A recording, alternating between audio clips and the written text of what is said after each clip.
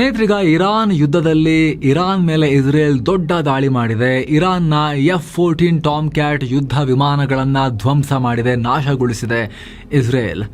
ಅದನ್ನ ಇಸ್ರೇಲಿ ಸೇನೆನೇ ಘೋಷಿಸಿದೆ. ಇರಾನ್ನ ಇಸ್ಫಹಾನ್ ಏರ್ಪೋರ್ಟ್ ಮೇಲೆ ಶನಿವಾರ ನಮ್ಮ ಯುದ್ಧ ವಿಮಾನಗಳು ಭೀಕರ ದಾಳಿ ಮಾಡಿದ್ವು. ಈ ವೇಳೆ ಇರಾನ್ನ F-14 ಟಾಮ್ ಕ್ಯಾಟ್ ಫೈಟರ್ ಜೆಟ್ಗಳು ಧೂಳಿಪಟವಾಗಿವೆ, ಎಲ್ಲ ಬ್ಲಾಸ್ಟ್ ಆಗಿ ಭಸ್ಮ ಆಗಿವೆ.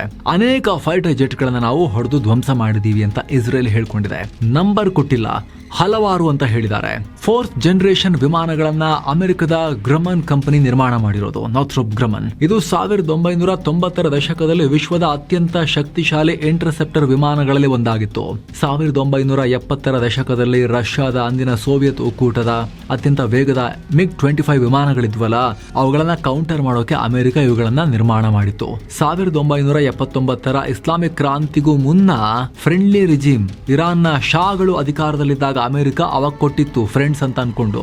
ಅವ್ರು ಹೋದ್ರೂ ಕೂಡ ಇರಾನ್ ಅದನ್ನ ಇವತ್ತಿಗೂ ಸರ್ವಿಸ್ ಮಾಡಿ ರಿಪೇರಿ ಮಾಡಿ ಹಾರಿಸ್ತಾ ಇತ್ತು, ಜೋಪಾನವಾಗಿ ಇಟ್ಕೊಂಡಿತ್ತು. ಸದ್ಯ ಇರಾನ್ ಬಳಿ 20-25 ವಿಮಾನಗಳಿದ್ವು ಇಂತಹದ್ದು. ಅದರಲ್ಲಿ ಬಹುಪಾಲು ಫೈಟರ್ ಜೆಟ್ಗಳನ್ನ ಇಸ್ರೇಲ್ ನಾವೀಗ ನಾಶ ಮಾಡಿದೀವಿ ಅಂತ ಹೇಳಿದೆ.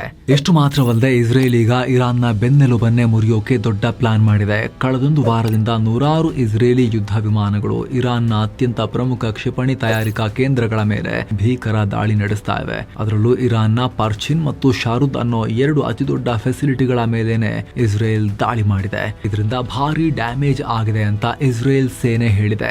ಅಲ್ಲದೆ ಬ್ಯಾಲಿಸ್ಟಿಕ್ ಮಿಸೈಲ್ಗಳ ವಾರ್ ಹೆಡ್ಗಳಿಗೆ ಬಳಸೋ ಸ್ಫೋಟಕಗಳನ್ನ ತಯಾರಿಸೋ ಕಾರ್ಖಾನೆಗಳ ಮೇಲೂ ಕೂಡ ದಾಳಿ ಮಾಡಿದಿವಿ. ಮಿಸೈಲ್ ಎಂಜಿನ್ ಘಟಕಗಳನ್ನ ಟಾರ್ಗೆಟ್ ಮಾಡಿದೀವಿ ಅಂತ ಇಸ್ರೇಲ್ ಹೇಳಿದೆ. ಸ್ನೇಹಿತರೆ, ಇಲ್ಲಿ ಇಸ್ರೇಲ್ ಹೇಳ್ತಿರೋ ಟಾರ್ಗೆಟ್ಗಳಿದಾವಲ್ಲ, ಇದು ಸಾಮಾನ್ಯ ವಿಚಾರ ಅಲ್ಲ.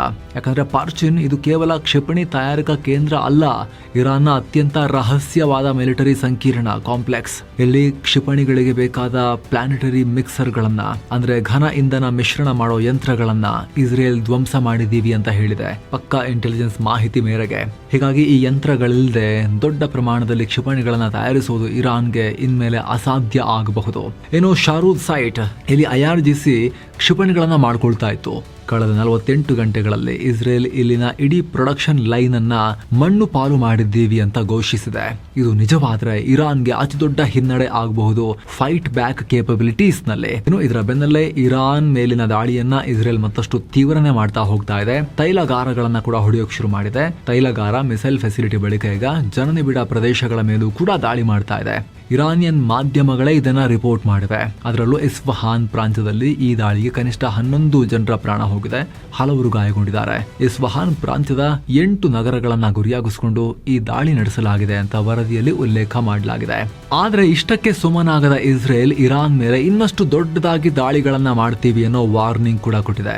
ತೈಲ ಸೌಲಭ್ಯಗಳ ಮೇಲೆ ಮಾಡಿರೋ ದಾಳಿ ಬರೀ ಆರಂಭ ಅಷ್ಟೇ, ಮುಂದಿನ ದಿನಗಳಲ್ಲಿ ಇನ್ನೂ ಭೀಕರವಾಗಿ ದಾಳಿಗಳನ್ನ ಮಾಡ್ತೀವಿ ಅಂತ ಇಸ್ರೇಲ್ನ ಇಂಧನ ಸಚಿವ ಎಲಿ ಕೋಹೆನ್ ಹೇಳಿದ್ದಾರೆ. ಇವರು ಬೇರೆ ಆ ಎಲಿ ಕೋಹೆನ್ ಅಲ್ಲ, ಇದು ಇವತ್ತಿನ ಎಲಿ ಕೋಹೆನ್. ಇದು ಇರಾನ್ನ ಈಗಿನ ಆಡಳಿತಕ್ಕೆ ಪೆಟ್ಟು ಕೊಡೋ ಎಲ್ಲಾ ಗುರಿಗಳು ನಮ್ಮ ಮುಂದಿವೆ ಮತ್ತು ಶೀಘ್ರದಲ್ಲಿ ಅವುಗಳನ್ನೆಲ್ಲ ಡಿಸ್ಟ್ರಾಯ್ ಮಾಡ್ತೀವಿ ಅಂತ ಹೇಳಿದ್ದಾರೆ.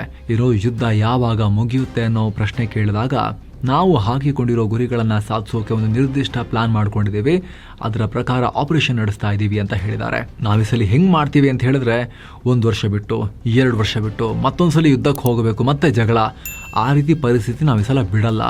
ಕಂಪ್ಲೀಟ್ ಆಗಿ ಆಟವನ್ನ ನಾವು ಕ್ಲೋಸ್ ಮಾಡ್ತೀವಿ ಸಲ ಅನ್ನೋ ದೊಡ್ಡ ಹೇಳಿಕೆಯನ್ನ ಇಸ್ರೇಲ್ ಕೊಟ್ಟಿದೆ. ಮತ್ತೊಂದ್ ಕಡೆ ಇರಾನ್ ಕೂಡ ಬಗ್ತಾ ಇಲ್ಲ. ಅಮೆರಿಕ ಮತ್ತು ಇಸ್ರೇಲ್ ವಿರುದ್ಧ ನಾವು ಕೂಡ ಕನಿಷ್ಠ 6 ತಿಂಗಳು, ಮಿನಿಮಮ್ 6 ತಿಂಗಳು ಇಂಟೆನ್ಸ್ ವಾರ್, ತೀವ್ರ ಗತಿಯ ಯುದ್ಧ ನಡೆಸೋಕೆ ಶಕ್ತರಾಗಿದ್ದೀವಿ ಅಂತ ಹೇಳಿದ್ದಾರೆ. IRGC ವಕ್ತಾರ ಮೊಹಮ್ಮದ್ ನೈನಿ ಹೇಳಿದ್ದಾರೆ. ಅಲ್ಲದೆ ಇಸ್ರೇಲ್ ಮತ್ತು ಅಮೆರಿಕಗೆ ಸಂಬಂಧಪಟ್ಟ ಸುಮಾರು 200ಕ್ಕೂ ಅಧಿಕ ಸ್ಥಳಗಳ ಮೇಲೆ ದಾಳಿ ನಡೆಸಿದೀವಿ ಅಂತ IRGC ಘೋಷಣೆ ಮಾಡಿದೆ. ಇತ್ತೀಚೆಗಷ್ಟೇ ಟ್ರಂಪ್ ಈ ಯುದ್ಧ 4-5 ವಾರಗಳ ಕಾಲ ನಡೆಯಬಹುದು ಅಂತ ಹೇಳಿದ್ರು. ಅತ್ತ ಇರಾನ್ನಲ್ಲಿ ಖಾಮೆನಿ ಹತ್ಯೆಗೀಡಾದರೂ ಅಲ್ಲಿನ ಆಡಳಿತ ಬದಲಾವಣೆ ಮಾಡೋದು ಅಷ್ಟು ಈಸಿ ಇಲ್ಲ ಅನ್ನೋ ವಿಶ್ಲೇಷಣೆ ಇವಾಗ ಶುರುವಾಗಿದೆ. ಇನ್ನೊಂದ್ ಕಡೆ ಅಮೆರಿಕದ ಶಸ್ತ್ರಾಸ್ತ್ರಗಳು ಕೂಡ ಹೈ ಅಂಡ್ ಏರ್ ಡಿಫೆನ್ಸ್ನ ಇಕ್ವಿಪ್ಮೆಂಟ್ಸ್ ಮತ್ತು ಶಸ್ತ್ರಾಸ್ತ್ರಗಳು ಶಾರ್ಟೇಜ್ ಆಗ್ತಾ ಇದೆ. ಇನ್ನೂ ದೊಡ್ಡ ಪ್ರಮಾಣದಲ್ಲಿ ಬೇಕು, ಪ್ರೊಡಕ್ಷನ್ ಜಾಸ್ತಿ ಮಾಡ್ಕೊಳ್ಳೋಕೆ ಮೀಟಿಂಗ್ ಎಲ್ಲ ನಡೀತಾ ಇದೆ ಅನ್ನೋ ರಿಪೋರ್ಟ್ಸ್ ಕೂಡ ಬಂದಿದ್ದಾವೆ. ಅದೆಲ್ಲದರ ನಡುವೆ IRGC ಈ ತರ ಹೇಳಿರೋದು ನೋಡ್ತಾ ಇದ್ರೆ ಈ ಯುದ್ಧ ದೀರ್ಘಕಾಲದ ಯುದ್ಧವಾಗಿ ಬದಲಾಗೋ ಎಲ್ಲ ಲಕ್ಷಣ ಇದೆ. ಈ ನಡುವೆ ಅಮೆರಿಕದ ರಕ್ಷಣಾ ಕಾರ್ಯದರ್ಶಿ ಪೀಟ್ ಹೆಕ್ಸೆತ್ ಇರಾನ್ಗೆ ದೊಡ್ಡ ವಾರ್ನಿಂಗ್ ಕೊಟ್ಟಿದ್ದಾರೆ. ನೀವು ಅಮೆರಿಕನ್ನರನ್ನ ಕೊಂದ್ರೆ ಅಥವಾ ಭೂಮಿಯ ಯಾವುದೇ ಮೂಲೆಯಲ್ಲಿ ಅಮೆರಿಕನ್ನರಿಗೆ ಬೆದರಿಕೆ ಹಾಕಿದ್ರೆ ನಾವು ಸುಮ್ಮನಿರಲ್ಲ, ಯಾವುದೇ ಮುಲಾಜಿಲ್ಲದೆ ನಿಮ್ಮನ್ನ ಹುಡುಕಿ ಬಂದು ನಾವು ಹೊಡಿತೀವಿ, ಅದಕ್ಕೆ ಕ್ಷಮೆನೇ ಇಲ್ಲ, ನಿಮ್ಮನ್ನ ಸಂಪೂರ್ಣವಾಗಿ ಮುಗಿಸ್ತೀವಿ ಅಂತ ಹೇಳಿದ್ದಾರೆ. ಹೆಕ್ಸೆತ್ರ ಈ ಹೇಳಿಕೆಯನ್ನ ಅಮೆರಿಕದ ಸೆಂಟ್ರಲ್ ಕಮಾಂಡ್ ತನ್ನ ಎಕ್ಸ್ ಅಕೌಂಟ್ನಲ್ಲಿ ಹಂಚಿಕೊಂಡಿದೆ. ಇರಾನ್ ಅಮೆರಿಕ ನೆಲಗಳ ಮೇಲೆ ದಾಳಿ ಮಾಡ್ತಿರೋದ್ರ ಬೆನ್ನಲ್ಲೇ ಅಮೆರಿಕ ಈ ವಾರ್ನಿಂಗ್ ಕೊಟ್ಟಿದೆ. ಹೀಗಾಗಿ ಈ ಯುದ್ಧ ಈಗ ಇನ್ನಷ್ಟು ವಿಸ್ತರಣೆಯಾಗೋ ಸಾಧ್ಯತೆ ಹೆಚ್ಚಾಗಿದೆ. ಆದರೆ ಇದ್ಯಾವುದಕ್ಕೂ ಕೇರ್ ಮಾಡದೆ IRGC ಖಾಮೆನೈ ಆಪ್ತಪಡೆ ದಾಳಿಯನ್ನ ಮುಂದುವರೆಸಿದೆ. ಇಸ್ರೇಲ್ ಮತ್ತು ಗಲ್ಫ್ ಅರಬ್ ರಾಷ್ಟ್ರಗಳ ಮೇಲೆ ದಾಳಿಯನ್ನ ಕಂಟಿನ್ಯೂ ಮಾಡಿದೆ. ಆಪರೇಷನ್ ಟ್ರೂ ಪ್ರಾಮಿಸ್ ಅಡಿಯಲ್ಲಿ 27ನೇ ಸುತ್ತಿನ ದಾಳಿ ಮಾಡಿದೀವಿ ಅಂತ ಇರಾನ್ ಸೇನೆ ಹೇಳ್ಕೊಂಡಿದೆ. ಈ ದಾಳಿಯಲ್ಲಿ ಕುವೈತ್ನಲ್ಲಿರುವ ಅಮೆರಿಕದ ಅರಿಫ್ಜಾನ್ ಸೇನಾ ನೆಲೆಯ ಹೆಡ್ ಕ್ವಾರ್ಟರ್ಸ್ ಅನ್ನೇ ನಾವು ಟಾರ್ಗೆಟ್ ಮಾಡಿದ್ದೀವಿ. ಅತ್ಯಂತ ನಿಖರವಾಗಿ ಗುರಿ ತಲುಪುವ ಪ್ರಿಸಿಷನ್ ಸ್ಟ್ರೈಕ್ ಮಿಸೈಲ್ಗಳನ್ನು ಬಳಸಿ ದಾಳಿ ಮಾಡಿದ್ದೀವಿ ಅಂತ ಹೇಳ್ಕೊಂಡಿದೆ. ಈ ಮೂಲಕ ಅಮೆರಿಕ ಮತ್ತು ಇಸ್ರೇಲ್ ಏನೇ ಬೆದರಿಕೆ ಹೊಡೆದರೂ ಕೂಡ ಇರಾನ್ನ IRGC ಹುಡುಕಿ ಪ್ರತಿಯಾಗಿ ದಾಳಿ ಮಾಡೋದನ್ನ, ಮಿಸೈಲ್ ಹಾರಿಸೋದನ್ನ ಕಂಟಿನ್ಯೂ ಮಾಡಿದೆ. ನೋಡಿ, ಇಲ್ಲಿ IRGC ಹಾರಿಸಿದ ಡ್ರೋನ್ ಒಂದು ಬಹ್ರೇನ್ನಲ್ಲಿ ವಾಟರ್ ಡಿಸ್ಯಾಲಿನೇಷನ್ ಪ್ಲಾಂಟ್ ಅಂದ್ರೆ ಸಮುದ್ರದ ನೀರನ್ನ ಕುಡಿಯೋ ನೀರಾಗಿ ಬದಲಾಯಿಸುವ ಘಟಕಕ್ಕೆ ಹೊಡೆದು ಅಲ್ಲಿ ಬಹಳ ಡ್ಯಾಮೇಜ್ ಆಗಿದೆ. ಇರಾನ್ ಬೇಕು ಅಂತಲೇ ಅಲ್ಲಿನ ಜನರಲ್ಲಿ ರೋಷವನ್ನ ಎಬ್ಬಿಸೋಕೆ, ಈಗ ನೀರು ನಿಂತ್ರೆ ಏನಾಗುತ್ತೆ, ಜನ ರುಚಿಗೆ ಹೇಳ್ತಾರಲ್ವಾ, ಕುಡಿಯೋಕೆ ನೀರಿರಲ್ಲಲ್ವಾ, ಅಲ್ಲೆಲ್ಲ ಸಮುದ್ರದ ನೀರನ್ನ ಶುದ್ಧೀಕರಿಸಿನೇ ಯೂಸ್ ಮಾಡಬೇಕಲ್ಲ ಕುಡಿಯೋಕ್ಕೂ ಕೂಡ, ಬಳಕೆಗೆ, ಮನುಷ್ಯರ ಬಳಕೆಗೆ. ಅದಕ್ಕೆ ಹೊಡೆದ್ರೆ ಮುಂಚೆನೇ ಬಹ್ರೇನ್ನಲ್ಲಿ ಶಿಯಾ ಮೆಜಾರಿಟಿ, ಇರಾನ್ ತನ್ನ 14ನೇ ರಾಜ್ಯ ಅಂತ ಬಹ್ರೇನನ್ನು ಕನ್ಸಿಡರ್ ಮಾಡುತ್ತೆ, ವಾಪಸ್ ಕಿತ್ಕೋಬೇಕು ಅದನ್ನು ಅಂಥೇಳಿ. ಆದರೆ ಆಳ್ತಿರೋದು ಸುನ್ನಿ ರಾಜರುಗಳು. ಇರಾನನ್ನು ಸಪೋರ್ಟ್ ಮಾಡೋ ದೊಡ್ಡ ಪಾಪ್ಯುಲೇಷನ್ ಬಹ್ರೇನ್ನಲ್ಲಿ ಇದೆ. ಆಲ್ರೆಡಿ ಯುದ್ಧ ಶುರುವಾಗ್ತಿದ್ದ ಹಾಗೆ ಇರಾನ್ ಪರವಾಗಿ ಬಹ್ರೇನ್ನಲ್ಲಿ ಪ್ರತಿಭಟನೆಗಳು ಕೂಡ ಆಗಿದ್ವು. ಸೊ ಈ ಸೂಕ್ಷ್ಮ ವಿಚಾರವನ್ನು ಇಟ್ಕೊಂಡು ಕುಡಿಯೋ ನೀರಿನ ಘಟಕಕ್ಕೆ ಹೊಡೆಯೋ ಮೂಲಕ ಅಲ್ಲಿನ ಜನರನ್ನ ಬಹ್ರೇನ್ನ ಸುನ್ನಿ ಆಡಳಿತದ ವಿರುದ್ಧ ಇನ್ನಷ್ಟು ರೊಚ್ಚಿಗೇಳಿಸೋಕೆ ಇರಾನ್ ಸ್ಟ್ರಾಟಜಿ ಮಾಡ್ದಂಗೆ ಕಾಣಿಸ್ತಾ ಇದೆ ಇಲ್ಲಿ. ಮತ್ತೊಂದು ಕಡೆ UAE ಮೇಲೂ ಕೂಡ ಇರಾನ್ನ ದಾಳಿಗಳು ಕಂಟಿನ್ಯೂ ಆಗಿವೆ. ಇರಾನ್ ಹಾರಿಸಿದ ಬ್ಯಾಲಿಸ್ಟಿಕ್ ಮಿಸೈಲ್ಸ್ ಹಾಗೂ ಡ್ರೋನ್ಗಳನ್ನು ನಮ್ಮ ಏರ್ ಡಿಫೆನ್ಸ್ ಸಿಸ್ಟಮ್ ಮತ್ತು ಫೈಟರ್ ಜೆಟ್ಗಳು ಇಂಟರ್ಸೆಪ್ಟ್ ಮಾಡಿ ಬೀಳಿಸ್ತಾ ಇದ್ದಾವೆ. ಹೀಗಾಗಿ ಸ್ಫೋಟದ ಶಬ್ದ ಎಲ್ಲ ಕಡೆ ಕೇಳಿಸ್ತಾ ಇದೆ. ತುಂಬ ಹೆದರ್ಕೋಬೇಡಿ ಅಂತ ಹೇಳಿ UAE ಮಿಲಿಟರಿ ಮತ್ತು ಸರ್ಕಾರ ಜನರಿಗೆ ಆಶ್ವಾಸನೆ ಕೊಟ್ಟಿದೆ. ಈ ನಡುವೆ ಇರಾನ್ನಿಂದ ಬರ್ತಾ ಇರೋ ಮಿಸೈಲ್ಗಳನ್ನು ಇಸ್ರೇಲ್ನ ಏರ್ ಡಿಫೆನ್ಸ್ ಸಿಸ್ಟಮ್ಸ್ ಆಕಾಶದಲ್ಲೇ ಹೊಡೆದುರುಳಿಸ್ತಾ ಇವೆ ಅಂತ ಇಸ್ರೇಲಿ ಸೇನೆ ಕೂಡ ಹೇಳಿದೆ. ಹೀಗಾಗಿ ಇಸ್ರೇಲ್ನಾದ್ಯಂತ ಏರ್ ರೈಡ್ನ ಸೈರನ್ಗಳು ಪದೇ ಪದೇ ಮೊಳಗಿ ಜನರಿಗೆ ಆತಂಕಕ್ಕೆ ಕಾರಣ ಆಗಿವೆ. ಮತ್ತೊಂದು ಕಡೆ ಇಸ್ರೇಲ್ ಲೆಬನಾನ್ ಜೊತೆಗೂ ಕೂಡ ಯುದ್ಧ ಶುರು ಮಾಡಿತ್ತಲ್ಲ, ಅಂದರೆ ಲೆಬನಾನ್ನ ಹಿಜ್ಬುಲ್ಲಾಗಳೊಂದಿಗೂ ಕೂಡ ಯುದ್ಧವನ್ನು ಶುರು ಮಾಡಿತ್ತಲ್ಲ. ಈಗ ಹಿಜ್ಬುಲ್ಲಾಗಳು ಇಸ್ರೇಲ್ ಮೇಲೆ ಪ್ರತಿದಾಳಿಯನ್ನು ತೀವ್ರಗೊಳಿಸಿದ್ದಾರೆ. ಭಾನುವಾರ ಬೆಳ್ಳಂಬೆಳಗ್ಗೆ ಇಸ್ರೇಲ್ನ ಕಿರಿಯಾತ್ ಶ್ಮೋನಾ ನಗರದ ಮೇಲೆ ಹಿಜ್ಬುಲ್ಲಾ ಡ್ರೋನ್ ದಾಳಿ ನಡೆಸಿದೆ. ಇಸ್ರೇಲ್ ಬೈರೋತ್ ಮತ್ತು ದಕ್ಷಿಣ ಲೆಬನಾನ್ ಮೇಲೆ ಮಾಡಿದ ದಾಳಿಗೆ ಪ್ರತಿಕಾರವಾಗಿ ಈ ದಾಳಿ ಮಾಡಿದ್ದೀವಿ ಅಂತ ಹಿಜ್ಬುಲ್ಲಾಗಳು ಹೇಳಿದ್ದಾರೆ. ಆದರೂ ಕೂಡ ಇಸ್ರೇಲ್ ತನ್ನ ದಾಳಿಯನ್ನ ದಕ್ಷಿಣ ಲೆಬನಾನ್ನಲ್ಲಿ ಮುಂದುವರೆಸಿದೆ. ಈ ಹಿನ್ನೆಲೆಯಲ್ಲಿ ಅರ್ನೌನ್, ಯೊಹ್ಮೋರ್ ಮತ್ತು ಝ್ಲಾರಿಯೆ ಗ್ರಾಮಗಳ ಜನರಿಗೆ ಇಸ್ರೇಲ್ ಸೇನೆ ಖಡಕ್ ವಾರ್ನಿಂಗ್ ಕೊಟ್ಟಿದೆ. ಈ ಕೂಡಲೇ ಇಲ್ಲೆಲ್ಲ ಜಾಗ ಬಿಟ್ಟು ನೀವು ಉತ್ತರ ಭಾಗದ ನಬಾಟಿಯೇವ್ ಕಡೆಗೆ ಹೋಗಿ ಅನ್ನೋ ಸೂಚನೆ ಕೊಟ್ಟಿದೆ. ನಾವು ದಾಳಿ ಮಾಡ್ತೀವಿ, ಇಲ್ಲಿ ಬರ್ತಾ ಇದ್ದೀವಿ ಅಂತ. ಹಿಜ್ಬುಲ್ಲಾಗಳು ಅಡಗಿರೋ ನೆಲೆಗಳು ಮತ್ತು ಅವರ ಆಯುಧಗಳನ್ನು ಗುರಿಯಾಗಿಸ್ಕೊಂಡು ನಾವು ಹೆವಿ ದಾಳಿ ಮಾಡ್ತಾ ಇದ್ದೀವಿ, ಜೀವ ಉಳಿಸ್ಕೊಳ್ಳೋ ಆಸಕ್ತಿ ಇರೋರು ಇಲ್ಲಿಂದೆಲ್ಲ ಓಡಿ ಅಂತ ಹೇಳಿ ಸ್ಥಳಗಳ ಹೆಸರನ್ನ ರಿಲೀಸ್ ಮಾಡಿದೆ ಇಸ್ರೇಲ್, ಲೊಕೇಶನ್ ಸಮೇತ. ಮತ್ತೊಂದು ಕಡೆ ಇಸ್ರೇಲ್ ಮತ್ತು ಅಮೆರಿಕ ಇರಾನ್ನಲ್ಲಿ ಮಾಡ್ತಿರೋ ವಿಧ್ವಂಸ ಎಂತಹದ್ದು ಅನ್ನೋದು ಇರಾನ್ ರಾಜಧಾನಿ ತೆಹರಾನ್ ಬೀದಿಗಳನ್ನು ನೋಡಿದ್ರೆ ಕಾಣಿಸುತ್ತೆ.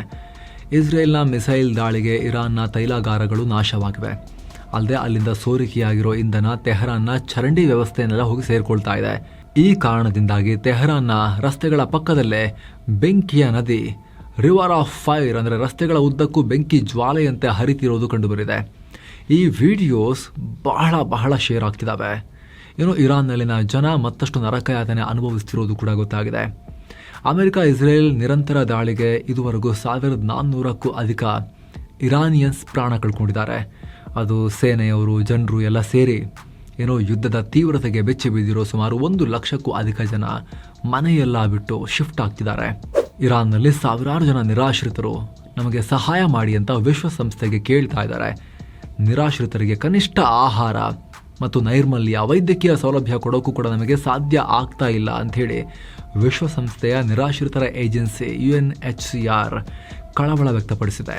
ಮತ್ತೊಂದು ಕಡೆ ನ್ಯಾಟೋ ಕಂಟ್ರಿ ಟರ್ಕಿ ಅಮೆರಿಕ ವಿರುದ್ಧ ಅಸಮಾಧಾನ ಹೊರಹಾಕಿದೆ. ಇರಾನ್ನಲ್ಲಿ ಆಡಳಿತ ಬದಲಾವಣೆ ಮಾಡೋಕೆ ಅಲ್ಲಿನ ಜನಾಂಗೀಯ ಭಿನ್ನಾಭಿಪ್ರಾಯಗಳನ್ನು ಬಳಸಿ ಅಂತರ್ಯುದ್ಧ ಸೃಷ್ಟಿ ಮಾಡೋದು ಸರಿಯಲ್ಲ.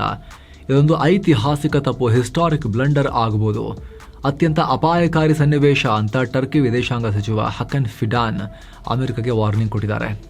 ಅಲ್ಲದೆ ಒಂದು ವೇಳೆ ಇರಾನ್ನಲ್ಲಿ ಆಂತರಿಕ ಬಿಕ್ಕಟ್ಟು ಉಂಟಾದರೆ ಅದು ಇಡೀ ಮಿಡಲ್ ಈಸ್ಟ್ ಮೇಲೆ ಕೆಟ್ಟ ಪರಿಣಾಮ ಬೀರುತ್ತೆ. ಇದರಿಂದ ಲಕ್ಷಾಂತರ ಜನ ನಿರಾಶ್ರಿತರಾಗಿ ನೆರೆಯ ರಾಷ್ಟ್ರಗಳಿಗೆ ವಲಸೆಗೆ ಅಂತ ಹೇಳಿ ನುಗ್ಗಬಹುದು. ಇಡೀ ಮಿಡಲ್ ಈಸ್ಟ್ ಅಸ್ಥಿರ ಆಗಬಹುದು ಅನ್ನೋ ಆತಂಕವನ್ನು ಹಕನ್ ಫಿಡಾನ್ ವ್ಯಕ್ತಪಡಿಸಿದ್ದಾರೆ ಟರ್ಕಿಯವರು.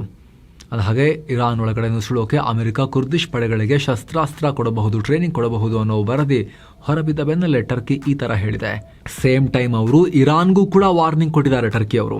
ಇತ್ತೀಚೆಗೆ ಇರಾನ್ನಿಂದ ಹಾರಿಸಲಾಗಿದ್ದ ಬ್ಯಾಲಿಸ್ಟಿಕ್ ಮಿಸೈಲ್ ಅನ್ನು ಟರ್ಕಿ ಬಾರ್ಡರ್ನಲ್ಲಿ ನ್ಯಾಟೋ ಹೊಡೆದು ಹಾಕಿತ್ತು. ಅದರ ಬಗ್ಗೆ ರಿಯಾಕ್ಟ್ ಮಾಡಿರೋ ಟರ್ಕಿ, ಸುಲಭವಾಗಿ ಪ್ರಚೋದನೆಗೆ ಒಳಗಾಗೋ ರಾಷ್ಟ್ರ ಅಲ್ಲ ನಾವು, ಆದರೆ ಇಂಥ ದುಸ್ಸಾಹಸಗಳು ಮುಂದುವರೆದ್ರೆ ನಿಮಗೆ ಒಳ್ಳೆಯದಲ್ಲ, ಇರಾನ್ ಹುಷಾರಾಗಿರು ಅಂತ ಹೇಳಿ ಟರ್ಕಿ ಇರಾನ್ಗೆ ವಾರ್ನಿಂಗ್ ಕೊಟ್ಟಿದೆ. ಏನೋ ಮಿಡಲ್ ಈಸ್ಟ್ ಯುದ್ಧಕ್ಕೆ ಚೀನಾ ಪುನಃ ಖಂಡನೆ ವ್ಯಕ್ತಪಡಿಸಿದೆ. ಜಗತ್ತು ಮತ್ತೆ ಲಾ ಆಫ್ ಜಂಗಲ್ಗೆ ಅಂದ್ರೆ ಅರಣ್ಯ ನ್ಯಾಯಕ್ಕೆ ಮರಳಬಾರದು, ಅಂತಾರಾಷ್ಟ್ರೀಯ ಕಾನೂನು ಒಪ್ಪಂದಗಳನ್ನು ಉಲ್ಲಂಘಿಸಬಾರದು, ಸೇನೆ ಬಳಸೋದ್ರಿಂದ ಯಾವುದೇ ಸಮಸ್ಯೆಗೆ ಪರಿಹಾರ ಸಿಗಲ್ಲ, ಬಿಕ್ಕಟ್ಟು ಜಾಸ್ತಿ ಆಗುತ್ತೆ ಅಂತ ಚೀನಾ ಬಹಳ ಟೀಚರ್ ಥರ ಸ್ಟೂಡೆಂಟ್ಸಿಗೆ ಉಪದೇಶ ಮಾಡದಂಗೆ ಟ್ರಂಪ್ಗೆ ಉಪದೇಶ ಮಾಡಿದೆ. ಚೀನಾ ವಿದೇಶಾಂಗ ಸಚಿವ ವಾಂಗ್ ಈ ಥರ ಉಪದೇಶ ಕೊಟ್ಟಿದ್ದಾರೆ ಡೊನಾಲ್ಡ್ ಟ್ರಂಪ್ಗೆ.